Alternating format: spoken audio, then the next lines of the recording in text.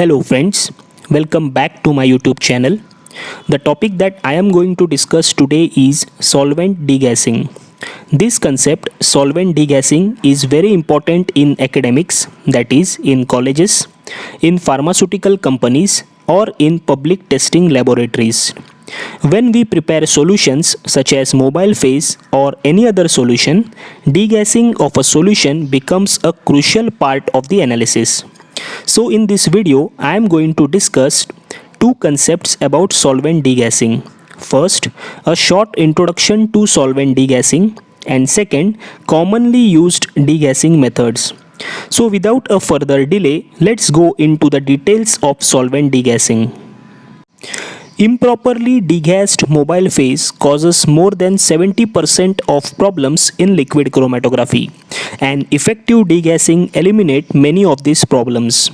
The benefits of degassing are: first, reproducible retention times; second, stable pump operation; and third, stability in the baseline and enhanced sensitivity in many types of chromatographic detectors. Now let us understand commonly used degassing methods.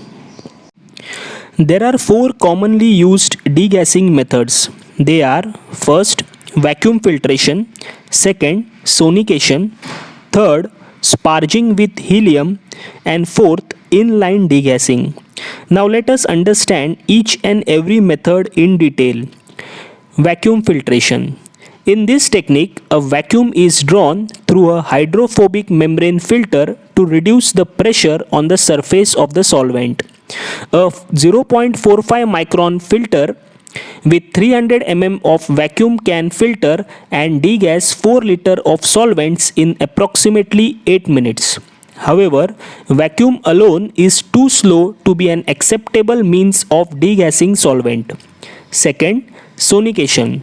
The sonication method uses high energy sound waves to drive energy into the solvent and cause submicron sized bubbles of gas to aggregate. As the gas bubbles aggregate, they become large enough to float out of the solvent and dissipate. Typically, sonication degasses 4 liters of solvents in approximately 22 minutes. Using vacuum filtration along with sonication quickly degasses a liter of solvent typically in less than a minute. Combination of vacuum filtration and sonication is less likely to change the composition of mixed solvents because the mixed solvents are not held under vacuum long enough to effect significant evaporation of the solvent. Sonication is the commonly used degassing methods in many of the pharmaceutical companies. Third method, sparging. Sparging removes gases from solution by saturating the solvent with a less soluble gas, usually helium. Helium sparging brings the solvent to a state of equilibrium, which may be maintained by slow sparging or by keeping a blanket of helium over the solvent.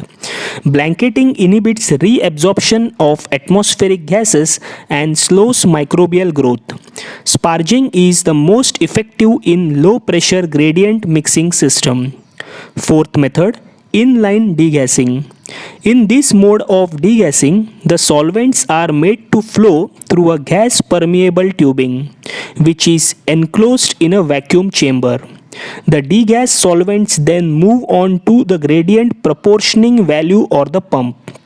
This method does not suffer the problem of resaturation of air into the degassed solvent. If you are watching my video for the first time, subscribe my channel and press the bell icon so that you can get all the latest updates of my new uploads directly onto your mobile phone. Thank you.